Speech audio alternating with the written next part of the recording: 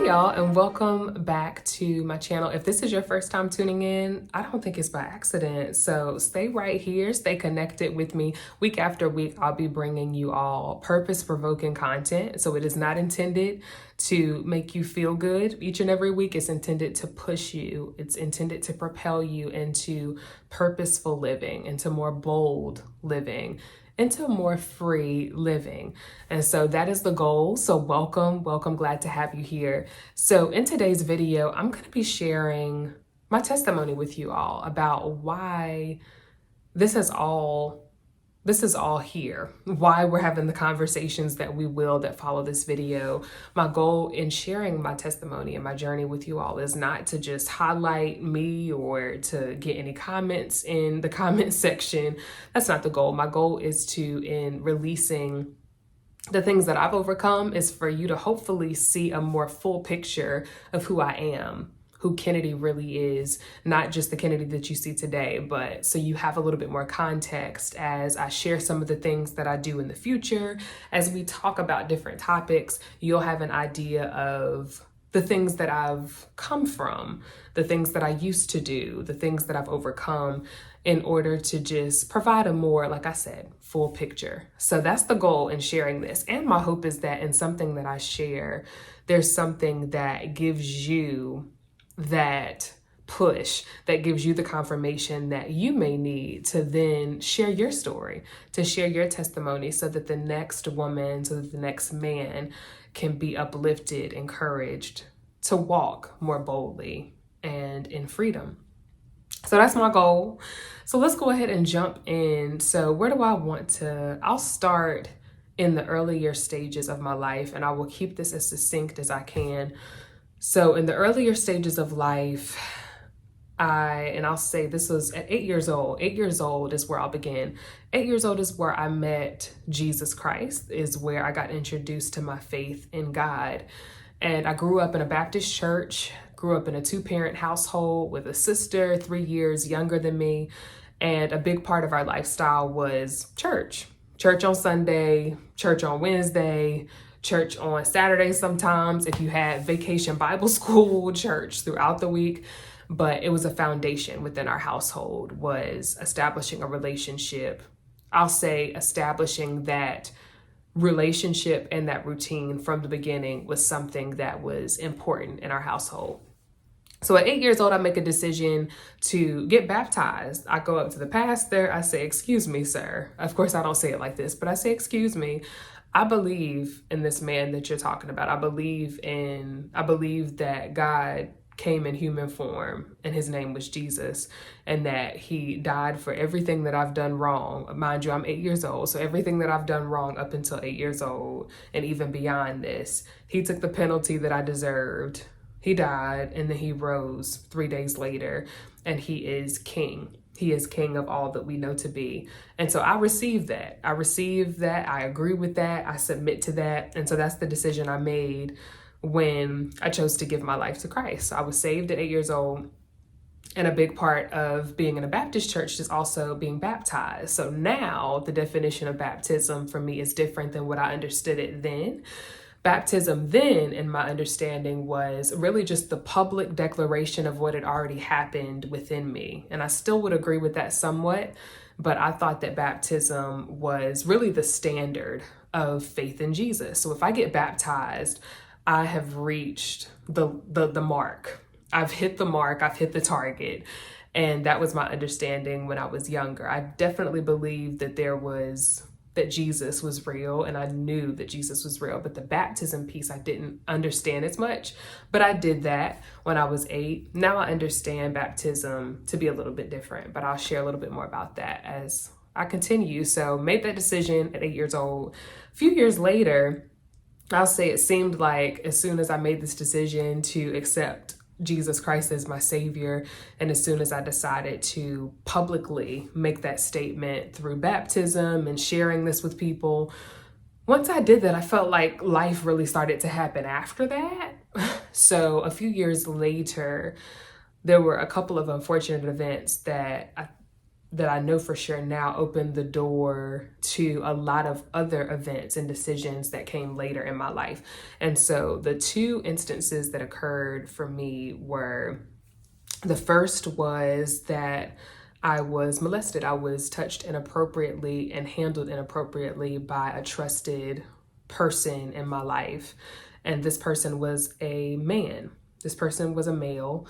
And shortly after that, unfortunately, I'm not able to share with you like the exact ages, but this was a couple of years. I would estimate around between the ages of 9 and 11, 9 and 12, that both of these instances occurred. So that first instance where I was handled inappropriately by a trusted man in my life, and then another instance where I was molested, handled inappropriately by a female that I thought was a friend, that I thought I could also trust. But these were two separate instances that happened at different earlier stages of life, again, that followed this decision to follow God and to follow Jesus. So those two instances took place, and I didn't really understand them at the time. To be honest with y'all, I didn't really deal with those instances until about 2020, when the pandemic took effect and put the world on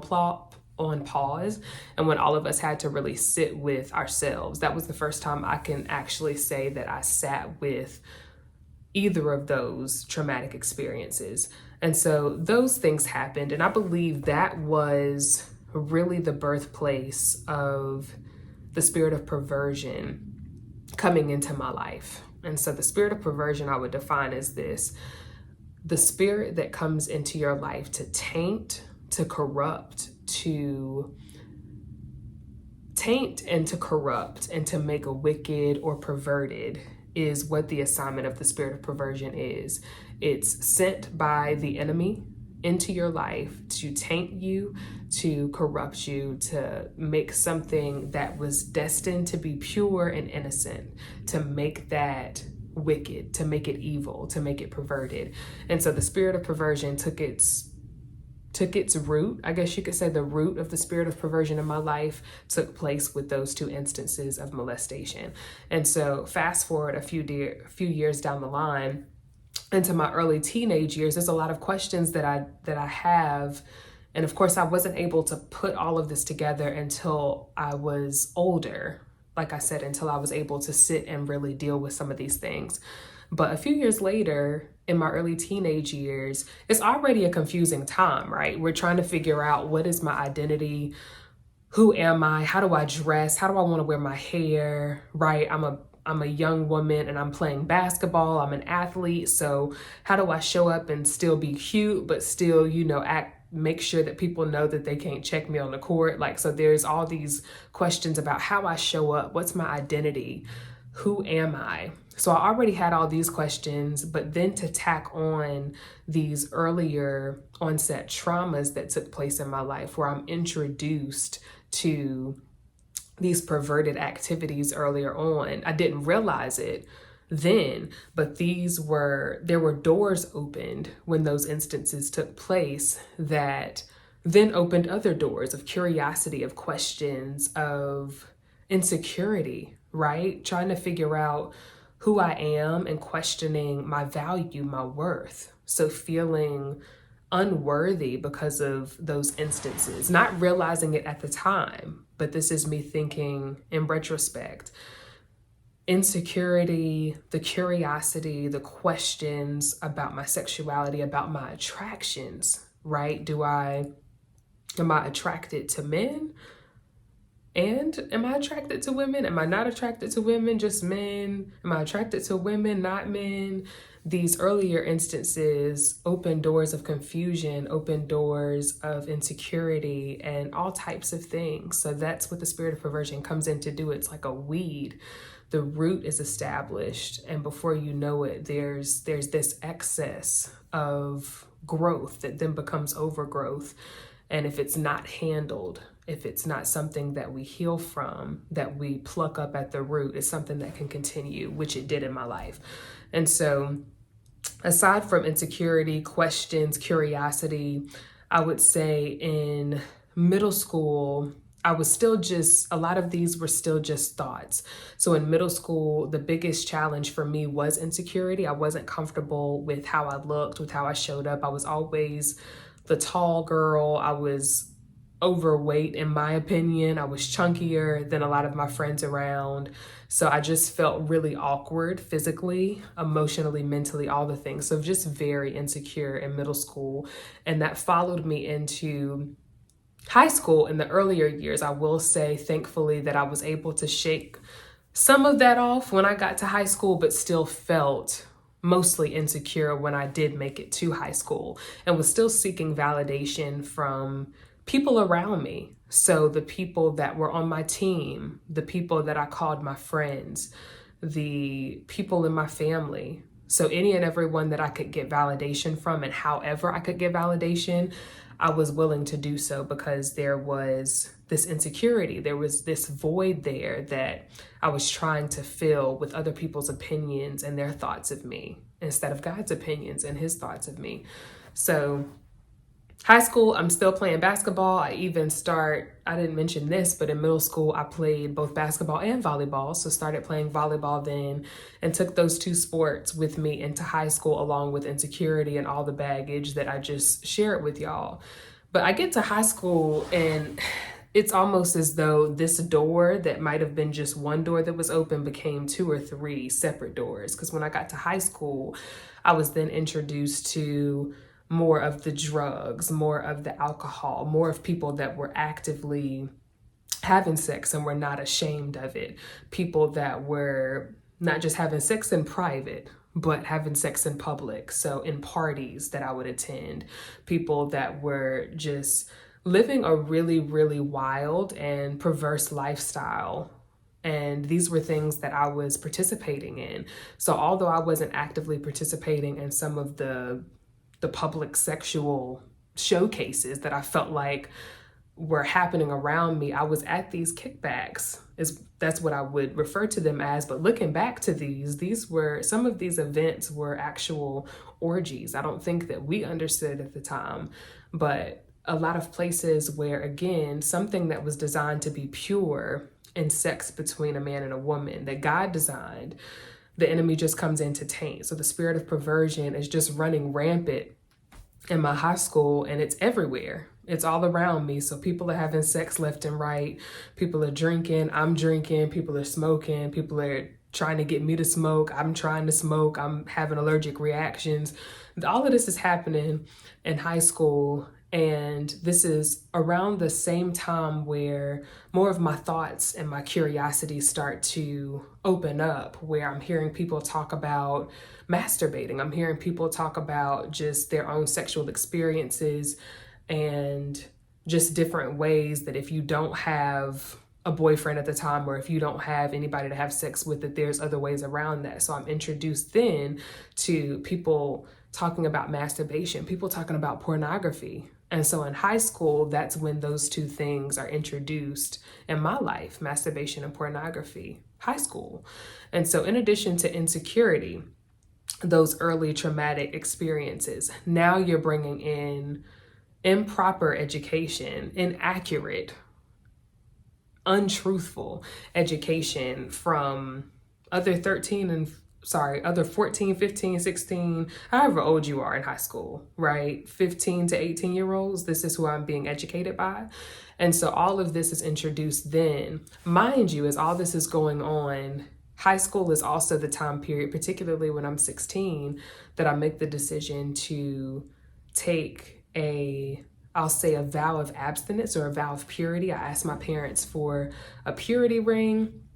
And I say, I'm committed. I'm not going to have sex until I'm married, right? So that was the commitment that I made in my mind.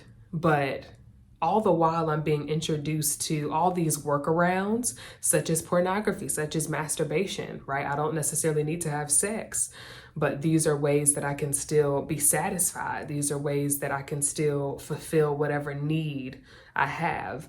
So all of this is happening as I'm making all of these religious-based decisions, not that are based on my relationship with God or with Jesus, but these are religious-based decisions that I think are going to, again, give me more validation, give me a thumbs up or make me feel like I'm further along than I actually am, make me feel more fulfilled. Because if I make these decisions, I make my family proud. I make my grandparents proud. I'm better. I'm not dirty. I'm not unworthy. I'm not any of the things that I was actually feeling inside. So all of this continues to unfold. I'm in this lifestyle of drinking, of partying, of perverse thinking and living, the pornography, the masturbation, the unhealed trauma, the untalked about trauma. All of this is what I end up walking through high school with.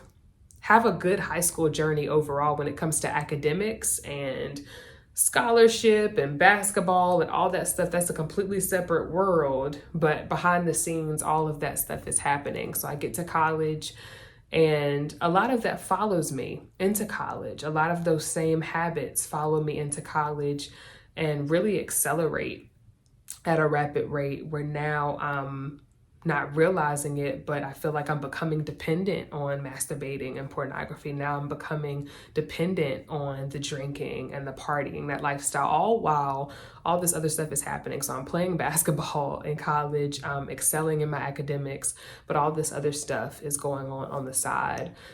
And I will say towards the beginning, kind of midpoint of college, I was starting to feel a lot more convicted, a lot more disturbed by my dependency on pornography specifically. So I did cut that out in my college journey, but masturbation remained. So there were still moments where I would fall back into watching pornography or fall back into masturbating, but it was something in that college time frame where I was really trying to disconnect from that, to step away from it. And I will say that towards the end of my college journey was when I could somewhat feel myself a little bit connecting back with God towards the very end. But another highlight within my college journey, in addition to basketball and the lifestyle that I was living, another thing that was introduced to me was sorority life. So I joined Alpha Kappa Alpha Sorority Incorporated in my junior year of college, which was technically my academic senior year. So this was before I started graduate school, and was introduced to this organization. I was a part of the organization for a few years after that, for a total of 5 years, and I'll get to that in a little bit. But introduced to all of this, so introduced to all these different components of life, of living, of all these other sources of validation and of fulfillment, all these things that are happening while all this brokenness still is within my heart. And it's not until I really graduate college that I reconnect with God on a deep level, that I have an encounter with Jesus and with God for me. And that was in that 2020 period, maybe that 2019, 2020 period, when I had that encounter with Jesus and with God for myself, where I was confronted with all of the things that I had dealt with and not dealt with, when I was confronted with all the things that I had lived through, the decisions that I'd made, the hurt that I suppressed. So the trauma that I didn't tell anybody about until after 2020. So that's 15 years later, 13 years later. So all of these things, I have an encounter with God where he reveals all these things to me. He reminds me of everything that I've gone through. And he says, you know what? I've given you grace through all of this, but it's time for you to realign yourself with me. It's time for you to reconnect with me. And this was around that 2020 time frame. And from that point forward, things began to shift. I remember sitting in the condo that I was living in 2020 in tears when I was having this conversation with God, where he was helping me see everything that I'd gone through and how it was his grace and his love that kept me in spite of my stupid decisions, in spite of my brokenness, in spite of sometimes my lack of care or concern for my life. And God was there throughout all of that. And from 2020 on up to now, I told you all that I took a break in 2022 from social media. So from 2020 really up to this point that we're at, life began to shift. It really did. I began to walk differently. I began to reconnect myself with God on a base level. And then I started to establish a relationship. What I hadn't recognized up until that point was that I was walking in religion. I was not walking in a relationship with God. I was making religious decisions, not making decisions based off of my relationship and my love for who God is and based on his love for me and for all of us. And so once I made that transition from being someone who was religious and had a religious based connection with God, and I changed that to building a relationship with God, my life transformed. I've never been more free, more bold, more accepted, more in tune with my identity. I have never felt such a love for myself and even a love and a compassion for other people. I've never felt more confirmed in the things that God has given me to do. So when it comes to executing, taking action, have never felt more bold to do that than I am today. So between 2020 and 2023, a couple of the changes that I made to my lifestyle as a result of my relationship with Jesus, my lifestyle no longer contains insecurity. It no longer contains depression. It no longer contains identity with my trauma. It no longer contains same-sex attraction. It no longer contains pornography, masturbation, drinking. It no longer contains these things. It no longer contains idolatry. I chose in 2022 to step away from any and everything that God instructed me to that didn't align with his will for my life. And he listed some of the things out that I just shared with you. Alcohol had to go, all of it. So drinking was no longer a part of my lifestyle.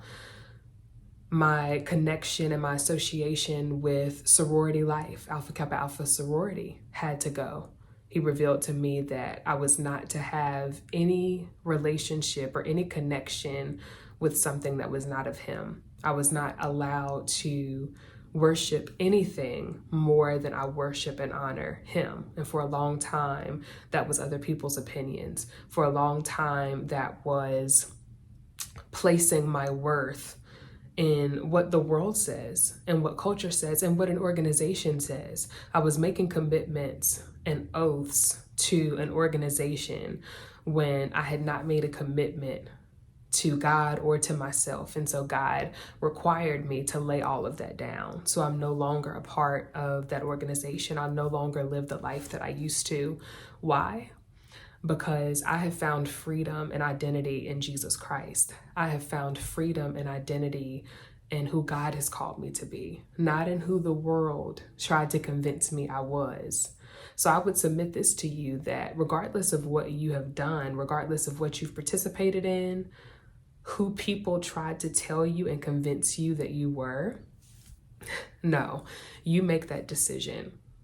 You make the decision to root your identity in something that is greater than you.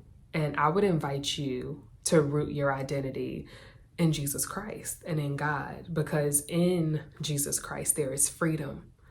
In Christ, there is love. There is boldness. There is an ability to walk in the world and be set apart while you're still among the people, while you're still serving, while you're still connected. So I would invite you, as I close this video, to be set apart in plain sight. Don't hide God told me this a couple of days ago. He told me that this is no longer the time for you and I to hide in plain sight. So enough of being present, enough of being in rooms and trying to hide, but now is the time for you and I to be set apart in plain sight. Be set apart in plain sight. It does not mean be separate. It means be set in who you are, set in your identity, regardless of where you are, regardless of who you're around. Be set while being a part of something that is bigger than you, while being a part of the world. Don't be of the world. There is freedom in this thing. And when I tell y'all freedom looks good, like, can y'all please help me? Like, freedom is different. Boldness is different. Life is different when you start to identify yourself not with the things that you used to do, but when you start to understand who you really are. There's freedom. There's freedom. And so walk this walk. Allow yourself to be free. Allow yourself to sit in the things that you've done, to accept your past, but to not define yourself according to your past. I invite you to step into your next. I invite you to allow yourself to receive a new name, not based on your past, but based on who you are and whose you are. God is so good. And I love God. I love y'all. I pray that this blesses your life. I pray that it challenges you to think differently. And I pray that if there is something in this that moves you to change, that moves you to think a little bit differently, sit with that. Sit with that. Think through that. And walk in who God has called you to be, because there is freedom in that thing. There's freedom in it. So that's it. That's it for this video. I'll be back with y'all next week with the next one. Thank y'all so much for tuning in. I love ya.